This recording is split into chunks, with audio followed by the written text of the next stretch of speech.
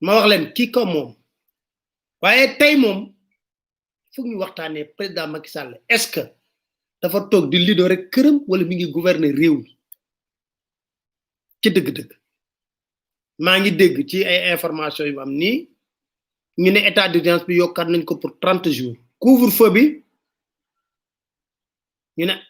ministre de l'intérieur Aly Ngouille Ndiaye dina ci prononcé wu couvre-feu bi partagé leen de parce que tey dinaa leen wax scandale bu rëy parce que xam nga gouverner un pays dafa laaj xam nga fit ak fulla du rek am capacité ay gendarme di dóor ay nit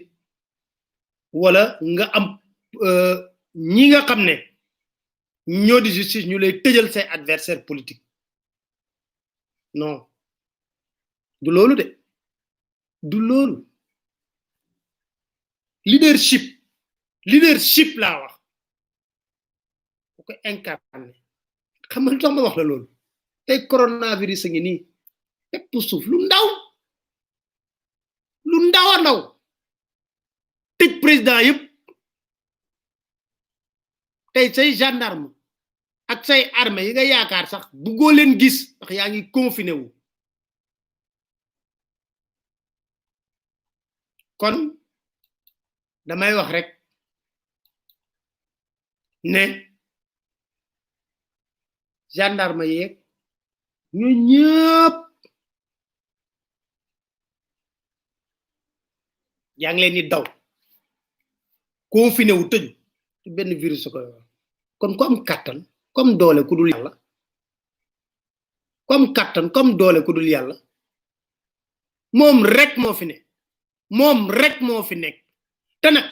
xam lu tax ñu war ko gëm ñun moom président Wade da ko jëlee assemblée nationale mu démissionné lépp gëm yàlla wóolu yàlla dem xeex ñetti at xeex na nag pour jot yàlla def ko mu doon président de la république waruñu koo gën a gëm ndax ba mu yoree ci nguur gi sax mi doxalee na neneen ci ngëm gi bu gëmoon yàlla dëgg wóolu ko lamb ji da ci bàyyi ñëpp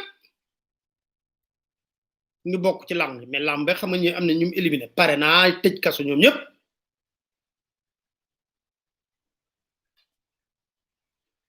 ñu ñëw ci kon coronavirus moo ko tëj këram virus ndaw ana doole foofu ana doole wala leen ma ana doole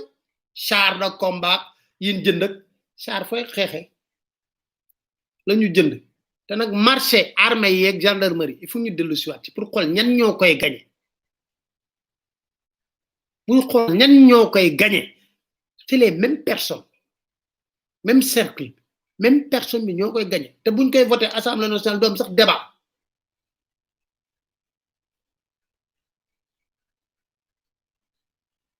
char xam nga mënut a téye coronavirus te chaque jour boo rombee buntu këram guddi char nga fay gis doo ko fekk kii de billaay président mën ngaa yor nguur gi bare benn Sénégalais du la attaqué loolu mën nga génn sax doxantu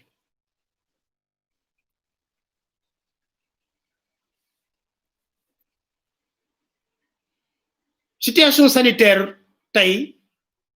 nee nañ 1236 tests lañu réalisé 81 positifs 66 cas contact am na 2 cas importés dañu waxoon na jeex na ci réew mi mais te am na 2 cas importés 13 communautaires 52 patients guéris 20 cas graves ma bamtuwaat 1236 tests lañ def am 81 positifs 66 cas contact 2 cas importés 13 communautaires 52 patients guéris 20 graves au total ñu ne ba ñu ba feebar bi duggee ci réew mi ba tey ñu ngi ci 3429 positifs 1738 guéris 41 décédés 1649 sous traitement loolu la ñu wax corona moo garaaw kilifa ak ay si kilifa diine kilifa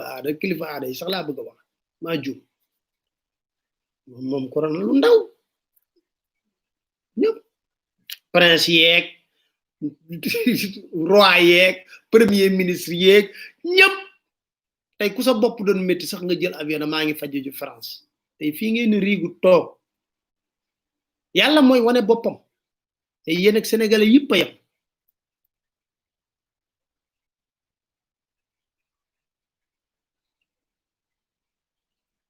lu tax ma laaj ci tey est-ce que Macky mi ngi gouverner Sénégal dëggantaan mi ngi jël nag ay décret parce que ba tey jii damay laaj est-ce que Sénégal am na politique li ñuy wax d'endiguement maanaam xool feebar bi nuñ koy arrêté parce que courbe bi ñu am boo déggee ñoom lu ñuy wax dañuy wax ne woy courbe bi ñu am tendance bi dafa ñoom bokk ñoom seen lecture mais sénégalais lambda bi boo ko laajee day wax le kaa yaa ngi gën a yokk ñoom d'accord ci lu tax mën a kaa yaa ngi gën a yokk lu tax le ministre de l'intérieur jël ay arrêté mel ni ku confiné Dakar ak Thiès lu tax Dakar ñu ngi wax ay 70%. lu tax ministre de l'intérieur wax ko Thiès Dakar Thiès def naa ak Diourbel ak yooyu lu tax ñu ne ñoom ñu jël ay mesures radicales te ñoom bu ñuy wax di ñuy expliquer dañuy wax ne non tendance bi ñoom loolu la ñuy wax la courbe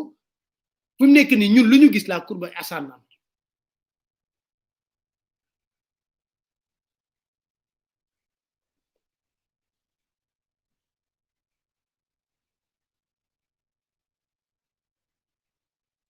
am nañ 77 agents de santé yu infecté ñu leen di nuyu du leen massaw 77 agents de santé yu infecté wu ñoom ñoo gën a jaxasoog feebar bi am nañ 77 agents yu infecté wu instant bi waruñu ci tiit lu tax man may posé wu question suivre leen bu baax fi ma jëm ak yéen ngeen déglu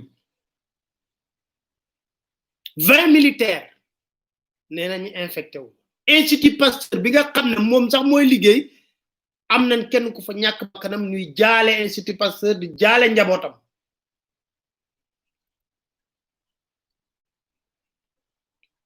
am nañu ay infecté dispositif sanitaire bi saturé na ba tey ji dañuy wax ne autoconfinement ñoom loolu la ñuy wax autoconfinement léegi la ñuy wax dégg ngeen barki Dembo Ndiaye Soham Wardini il met à la disposition du ministère de la santé les trucs culturels yi nga xam ne mairie moo koy gérer ñi ngi wër ay lal pour des malades moom nag contradiction ci discours bi le 11 mai bi Macky Sall le président de la République mujjee wax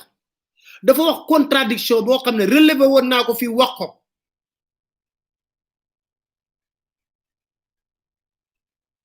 dafa ne sénégalais xawma lan ce n'est pas l'heure n'est pas au relâchement ba pare moom mu jël ay mesures yoo xam ne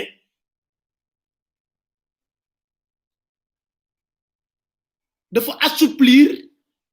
li nga xam ne moo di surveillance pandémie bi donc kon ñu mën a déduire ne comme dafa jël ay mesures yu assouplir kay maîtriser nañ propagation virus bi maîtriser nañ ko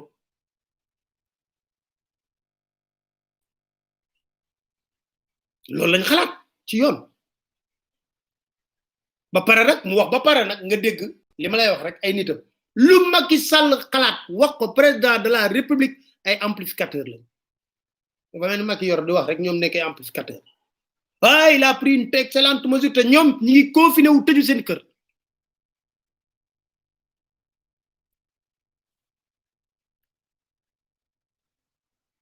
waaw leen ay report ratatata li mag wax parce que nee nañ est-ce que parce que boobu foofu nag laay interpeller l'élite médecin yi kenn amul fit lu ñuy wax ne un débat il faut oser poser bu nekkee ne président jël na ay mesures yoo xam ne jàpp nañ ne mesures yi kat fu ñu toll ni parce que jour boobu boo dégloo docteur Marie Khemesse Ngom Ndiaye directrice de la santé ni mu waxee sénégalais teg naa ko fii ngeen dégg ko ak li président ñëw ci discours am comme yàlla yaali nga ñëw na xëy suba tel moom mu ñëw mere sénégalais yi na virus baa ngi fii il faut ngeen respecter mesure barrières yi wax fii waxaat ne kii médecin yi nga xam ne dañuy wax nañu ñëw bu ñu amee lu ñu indi ko mu mel ni yàlla ak yàlla seen biir wax médecin boo ci miin waxtaan ak moom ci pet mu ne la ñoom kay dañoo tiit ñu ne waaw président Macky Sall fan la jëlee mesure am yi xanaa moom danañ consulter gars yi parce que lu fan ngay gisee contradiction bi xam nga moom mi ngi jëlee mesure d'assouplissement yëpp yu bëree bëri amplificateur yi moom oui la pertinence de la réflexion du président des mesures du président soit d'accord am ngeen droit am seen point de vue wax ko waaw li ñu jaaxal barki Dembo Ndiaye ministre de la santé moom mi nga xam ne sali woon na mesure moo envoyé tout le monde sur le terrain à Dakar parce que l'heure est grave moo envoyé tout le monde tout le personnel ñëpp biir Dakar amatul kuy toog ci bureau ñëpp Dakar parce que l'heure est grave ban logique la loolu am ban logique la ma nit mën expliquer ba ma dégg ko foofu loolu tax ma ne président est-ce que gérant la wala président de la république dafa mel ni mbir yi da ko dépassé mu jam ñu banam jëm mooy bu Macron wax rek il faut apprendre à vivre avec le virus Macron da ko tweet teguñ ci ay heure moom it mu tweet ko mu mel ni mbir yi da ko dépassé complètement parce que nag am na réew africain yoo xam ne fajoogun mais trouver nen comment endiguer la maladie mais avec intelligence parce que maladie bi du woon xiif de teg ay saako ceeb port romb fa ñu la ciy photo du woon famine de maladie la woon parce que balaa ngaa lekk wér loolu tax ñuy laajte moo tax yàgg naa leen wax ne Kagame du Macky du Kagame de du Mohamed VI duñ benn sax am na benn instant sax dafa réeroon mër kenn gisatu ko woon ñu ne président mi ngi Mermoz boo ko woowee sa portable ci portable am haut-parleur lay def te bañ ko li big ci li ko di ko tooñee xëy suba teel ñu gis ñu won ñu ne mi ngay lido pour wan ñu ne mi ngi confiné wu moom waaw mais réew mi nag lan la ci wax boobu est-ce que réew mi dafa yem ci jël discours mobilisé est-ce que réew mi ci loolu la yem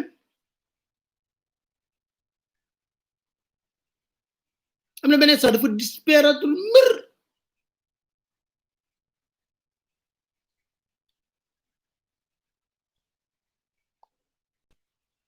et paradoxe bi xam nga fan la nekk dëgg ngeen ko xool premier discours am mu ñëw noonu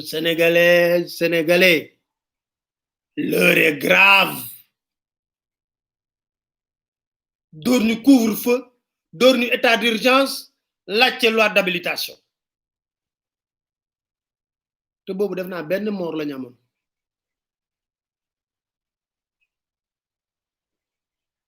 courbe bi di gën a yéeg mu ñëw nañu waaye nañ def ni Macron waaye il faut apprendre à vivre avec la maladie on dit pas non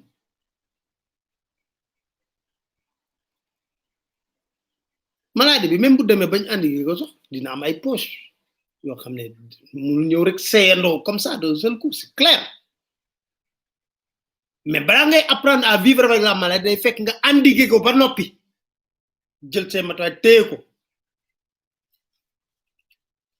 xool fan lañ ci toll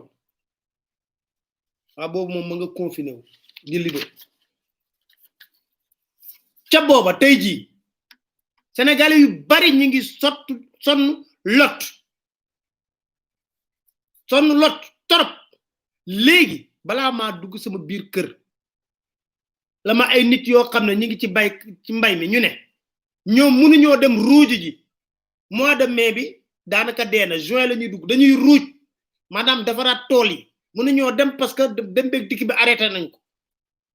mënuñoo dem ruuj seeni tool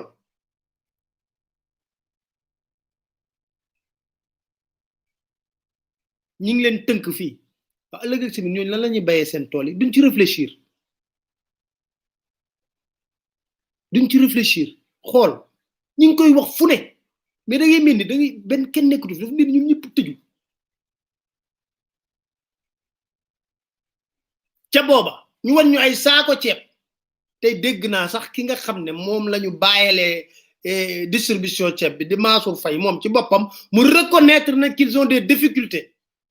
peut-être fin mai bu mois de mai di dee ma ne ko yow xaa xamoo ne mois de mai dee na ba noppi dañu waxante dëgg ba pare na dañ ciy boole benn arrogance boo xam ne boo waxee ñu wëy arrogance ci kii menacé corona ngi nii rek la leen corona moo gën ngeen bàyyi nit ñi corona ngi leen tëj seen biir kër yi mënoo leen bouger mètre nga jóge ci loolu nag ndekete ñu ne président bi kat mu ngay lido kon xam naa kon te loolu ndekete moom ma ngay roppat ndànk di signé ay décret pour ñuy baddaxal ma daax fii du guuta mbaay alalu réew mi ndekete moom loolu la fi nekkee woon non mais des fois tu te poses des questions nga wëlbatiku nga ne yow yaa bëgg a doon Zoro incarné ko pour l'annulation de la dette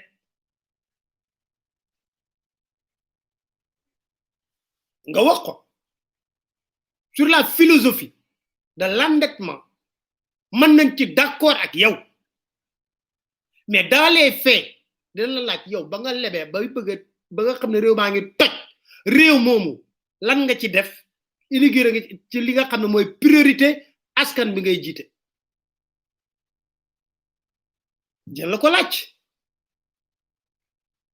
ba nga lebee ba leb est-ce que terre la sénégalais yi soxla woon arena lañ soxla woon centre de conférence Abdou Diouf lañ soxla woon paradoxe day moo tax gis nga bukki bu yebee waxambaane ca doxin wala boo demee ci Macron di ko wax ay affaire annulation te Macron sax yëfu seytaane lay def moom bu nekkee ne loolu rek la te ñoom lebal nañ ne lu bari ci terre bi na annulé dette boobu terre baa ngi ne waxoon yàgg naa leen waxoon fi ku guddul fan doo ko fekke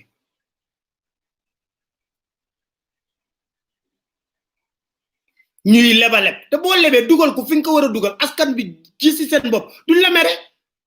dañ ne leb bi jar na ko mooy borom kër bu leb ba pare génn di ko paccangaa ci mbedd mi këram lekkuñu naanuñu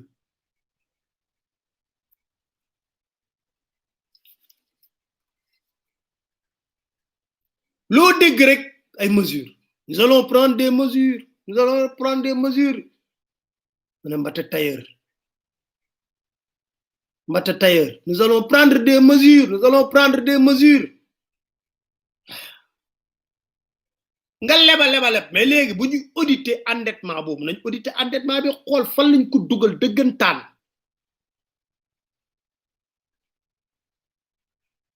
yow ba ngay laajte endettement ba yaa ngi signé le 17 avril 2020 benn décret boo xam ne sénégalais yépp ñi ngi koy kaas d'ailleurs sax c'est l'occasion pour féliciter ñi nga xam ne nee nañ des doctorants yu décidé engager bataille contre les décrets illégaux jotoon na parce que Sebaani Sugu lañ déggoon mu ci doon wax jot na nag parce que réew mi dafa jot élite bi nga xam ne ñoo fi nekk élite bi fi nekk li lay war a sóoli ngeen am fulla am fayda Sénégal kenn da leen ko gën a moom mais médecin yi nga xam ne ñoom ñooy jànkonteeg 77 lañ agent ñoo infecté wu ñoom ñiy jànkonteeg mbir mi lekkatu nelawutuñ seen njaboot gisuñu leen buñ jëlee ay mesures yoo xam ne xam ngeen ne mesures yi baaxul ngeen taxaw wax ne mesures yi baaxul bu président defee nag ngeen taxaw tamit génn jël seeni responsabilité wax mais tey ji ñëppay raasaatu miir yi pour faire plaisir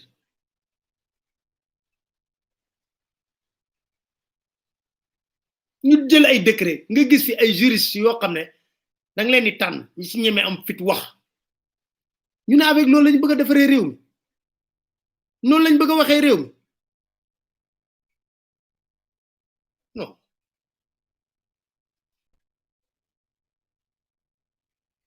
yow buñ ne la yow léegi yow sa dette bi nga wax noonu loo ci def ñun noonu lañ bëgg a defee réew mi dafa yomb trop lep ba jaaxaan jël ko fooyee ko dugal ko ci lu kasara ba pare nga xëy suba teel ne non européens yi ñoo ñu gën a tal seen bopp lañ gën a tal de faale wuñ leen de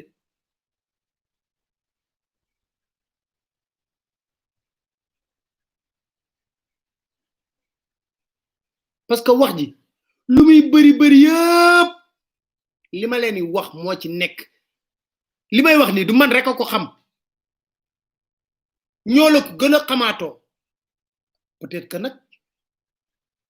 toog wax ko ah loolu de dañuy déglu ñun gëm yàlla wóolu ko parce que dañoo jàpp ne président Macky Sall ba ko Abdoulaye Wade dàqee dafa gëm yàlla wóolu ko doon président de la République 3 ans après xeexo fan lañ war a mën a teg mu war ñu koo gën a gëm gën ñu koo yaakaar ba pare nag doylu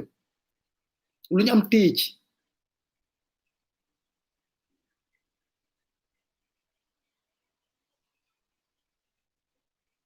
ñëpp a noppi kenn mën rase les murs kenn du wax dinañ wax et puis su ma déggee loolu mooy ñaareel thème bi ma bëggoon ñu jox ko tey te loolu dama leen ciy tegal ngeen déglu parce que dafa am solo beneen aspect bi su may dégg ñu wax ne oui le président Macky Sall est fâché parce que renégociation autour de la péage bi dafa tardé hein gëwma loolu man Pape Alé gëwma ko je n'y crois pas une seule seconde mais fâché contre kan Sénac mooy kan Sénac mooy kan Sénac mooy kan Sénac lii sañ na ko def kër Kagame wala kër Mohamed Sis gis nga Auchan yi ngay gis nii Mohamed Sis ñi mu daleen dàq ca Maroc wala nga dem ca àll ba samp ko fa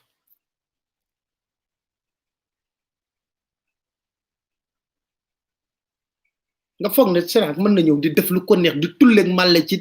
autour à péage bi chaque jour sénégalais yi di ko jooy ah ba pare mu ne dara joxew ñu ne oui le président est très fâché contre kii non attends il faut parce que nag ay ngaaka nekkuñu fi ay dof nekkuñu fi lépp lu xew ci autoroute à péage bi président Macky Sall moo la ko gën a xam gën la ko maîtriser montage financier beeg lépp xamul tax mais ba ñuy njëkk a tàmbali autoroute à péage bi moo nekkoon premier ministre dañ koy fàtt moo nekkoon premier ministre Abdoulaye Wade soo waxee APIX ku fa nekkoon Aminata Niane ba coow li bëre président Macky Sall falu lan lañ doon wax boole nañ ko ci liste CREI bi kan moo ko jël nommé ko ministre auprès du président de la République du président Macky Sall lu tax mu jëlee ko APIX nommé ko ministre présidence parce que xamante nañ bu baax seen biir xamante nañ bu baax seen biir te dinaa la wax benn affaire la meilleure manière de s'enrichir très rapidement te du am benn dégât mooy tabax ay infrastructure mooy meilleure manière de s'enrichir très rapidement président Macky Sall bu mënul régler problème mu Sénac na seetaan sénégalais ak Sénac bu mu woo gendarmerie di ñu tas ñu organiser wu ñun nekk fuul dem sitting ci kaw autoroute à péage bi bu ñu yónnee gendarmerie na ko bu ñu yónnee gendarmerie mu doon ni lacrymogène bu ñu yónnee dara na seetaan rek bàyyi ñu ak Sénac comme da ko ragal Sénac ñu wax ne woy dafa mere les négociateurs de l'État yi man duma woo Sénac bam ñëw sama bureau man président de la République ma teg ko mu toog ma jàkkaarloog moom ne ko hey voilà le montage de l'autoroute à péage par la force dañuy wàññi prix wala nga xam nooy def te lu tax loolu mu war a dem ñaaree mën a am de mais laata loolu scandale financier bu nekk ci autoroute à péage da ngeen ko bëgg a xam déglu leen baarataan Dakar Matin. Pikine ak Diamniadio 20 kilomètres la soo jëlee 1 milliard le kilomètre yi ñuy defee Tunisie 1 milliard 122 milliards la soo jëlee autoroute yi bu Abidjan 1 milliard 3 le kilomètre 26 milliards la soo jëlee di nga xam ni moom moo gën a kawe à cause des conditions yi ma wax de relief ak seen standard aussi il faut le dire mu nekk loo nga xam ni li gën a jafe la si conditions yi ma wax foofu kilomètre bi 2 milliards 3 lay jar waaye soo jëlee ñooñu nga xam ñoo defoon autoroute soo leen andi woon fii suñu bokkoon wala nga kii leen y compris entreprise marocaine bi si bokkoon su fekkoon ni laaj nañ ko njëgam wala keneen ki 2 milliards 3 fois 20 kilomètres ça fait 46 milliards donc sa base de sélection moo doon ku loo cher soo ñëwee weesul 46 milliards yoo nga xam ne yaa koy wuti ñëw liggéey bi exploité entre 20 et 30 ans jox ñu suñu kii au final à la fin de la journée comme on dit lan moo xew dañ ni Eiffage yow jël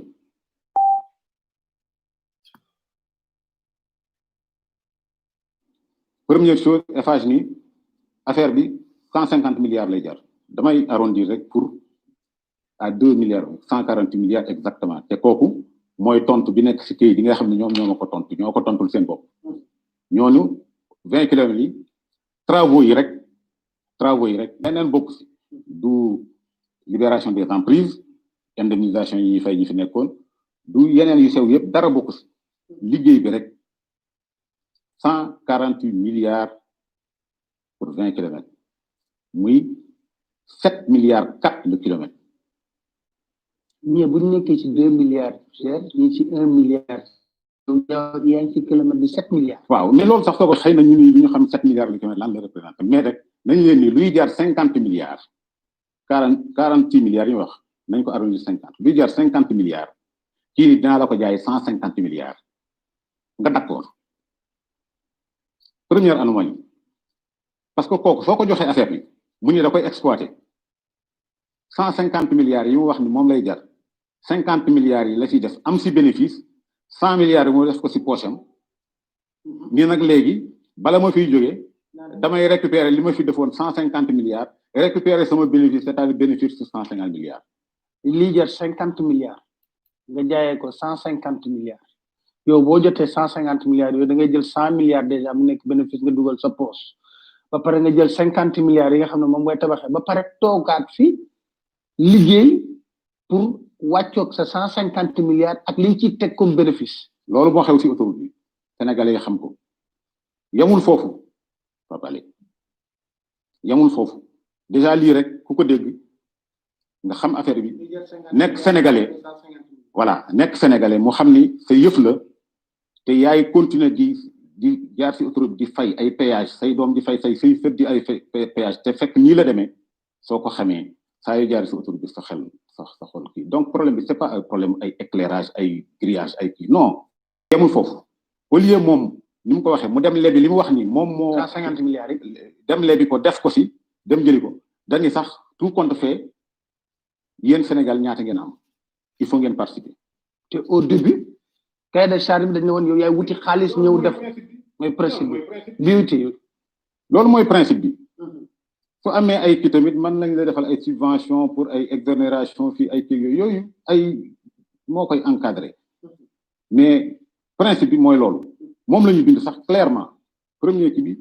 a pour objectif de concevoir financer construire exploiter ce sont les termes écrits noir sur blanc yooyu yëpp document yaa ngi fi donc kooku ni di jar 50 même su fekkoon daf ko jëli ñëw liggéey ko nax na la dès le départ mais yamul foofu comme ni ma ko waxee dafa ni la il faut que yow finalement il faut nga continuer participer ñaata nga yor Sénégal bi yor naa 37 milliards sama poche sama budget mënu ko doyul ñu dem lebiyaat 50 milliards AFD ak Banque africaine de développement 87 muy 87 milliards mu ne waa léegi kon man ngeen ma jox ma téye ñu jël 80 nga xam bu daaj ci poste bi ñu leen nag comme 148 milliards mooy 150 yi ma wax des na 61 milliards loolu nag mooy sama participation. kon kay finalement état joxewul dara lu indi sax mu ëpp moom lu indi. c'est-à-dire état Sénégal li mu indi man tabax na non seulement Pikine Diamniadio mais Pikine AIBD suñ ko jaaralee ci yoon jël prix chinois yi nga xam ne ñoom ñoo liggéey autoroute yi et jóge na wala ñu jël prix n'importe lequel prix yi nga xam ne moom la ñu daan a defee Dakar Saint-Louis suñ ko ci appliqué woon 87 milliards yi defar na Dakar ba AIBD mu des te kenn ci dugal dërëm état mooy pare daal ni su ma neexee ma bàyyi mu autoroute mu free su ma neexee ma def ko péage li ma ci récolté ma tabaxee ko yeneen autoroute mais yamul foofu donc dañ ko jox moom mu encaissé 87 milliards yi ba pare nag ne pour egg 148 milliards yi nga xam ne moom laa wax ni moom lay jar cotisé naa 61 milliards dem lebi 60 milliards dugal ci poosam parce que su lebee tamit boppam lay fay daal ne nag léegi dugal naa 61 milliards donc ambassadeur bi su fekkee fii dafa defe ni Sénégal ñi fi dëkk jànguñu xamuñu fu jant bi jóge dañ naan ay day perte bi waxul dëgg ils ont gagné des centaines de milliards au départ avant même de commencer ñun nag je le dis et je le répète waxuñu ko parce que man bi ma tiré sama trait ci kii bari yàgg naa ñi ngi liggéey ñi ngi dund ñi ngi évoluer ex nañ ba fi sant yàlla mais am na loo nga xam ni daf ñuy topp ci suñuy doom ci suñuy sët te suñu responsabilité. Dakar Matin. yéen a ngi dégg li te suñu responsabilité loolu moo ci gën a neex ci wax ci xaw ma ndax comprendre ngeen li Bara da expliquer am déet xam nga ba ñuy wax ne dañuy lancer marché bi BOT la build operate transfer da ngay tabax yow wuti xaalis tabax ñu ne jox nañ la ko concession pendant au moins benn durée 20 ans wala 30 ans boo demee ba delloo ba li nga 30 ans nga koy exploiter état bi du laal dërëm 20 ans yooyu bu jeexee nag nga delloo ko état Sénégal mu nekk moomeelu Sénégal xam nañ koy yoree mooy build operate transfer yaay jëli xaalis bi koy tabax nag xam ndax comprendre ngeen bu baax fu waxee dama koy benn xamul tax mu tuddal la ay Tunisie Côte d'Ivoire Maroc ba ñuy lancer marché bi ñooñu dañoo ñëwoon soumissionné Pikine Diamniadio 20 kilomètres la woon Tunisie lim soumissionné woon 1 milliard 100 la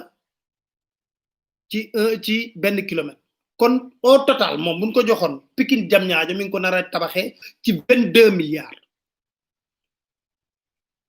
bu Côte d'Ivoire bi ñu ngi ko tabaxee 1 million 300 buñ ko joxoon société bu ko tabaxoon bokkoon 26 milliards la ñuy dellu bu Maroc bi moo gënoon compliqué nekkoon ci 2 milliards 300 buñ ko joxoon sax nekk tabax ñu ngi ci 46 milliards Eiffage ñëw nañu 20 kilomètres yi moom 150 milliards la koy tabaxee soit 7 milliards par kilomètre te loolu tëli bi rek lay defara en prise yi bokku ci leneen bokku ci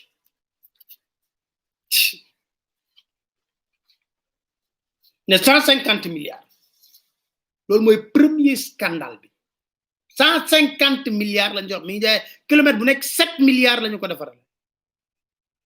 man gëwma sax ne lépp Eiffage ko jël dugal ko seen poche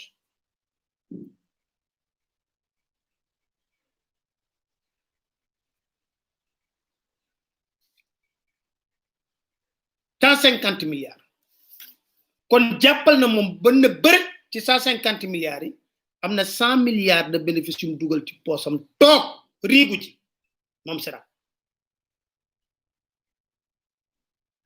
50 milliards lay jël jëm ko tax léegi lépp lu mu def ci concession nag day yokk ci bénéfice am ñu ne fa lay yëpp ñu ne kay Eiffage damay wuti sa xaalis Eiffage ne déedéet yow état Sénégal te affaire bi ni ki BOT build operate transfer léegi ñu ne ko yow lan nga mu ne non état Sénégal yéen ñaata ngeen yor Sénégal na ñun yor nañ 37 milliards mu ne indi leen waaye Eiffage de ñu dem la 37 milliards lebaat yeneen 50 milliards soo ko boole muy 87 milliards ñu jël lépp jox ko Eiffage kon Eiffage ñaata la ci participer calculer leen 65 milliards la ci participer état Sénégal mu indi 87 milliards yi te 65 milliards yooyu mënoon na tabax Pikine ba AIBD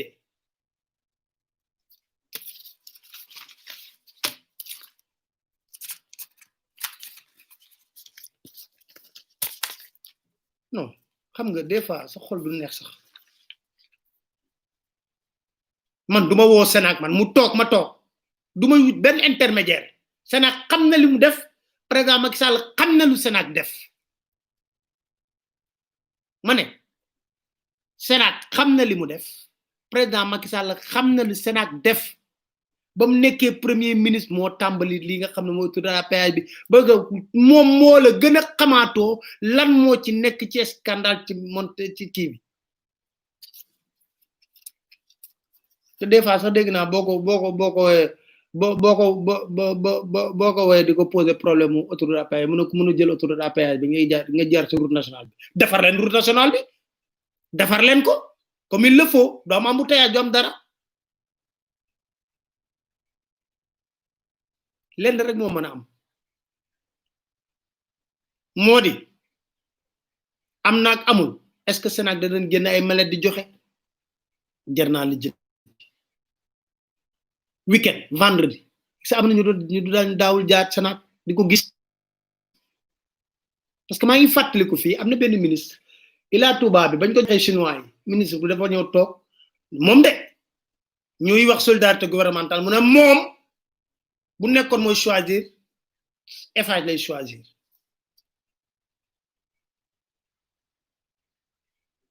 Eiffage lay choisir nañ waxante dëgg bu leen fàtte de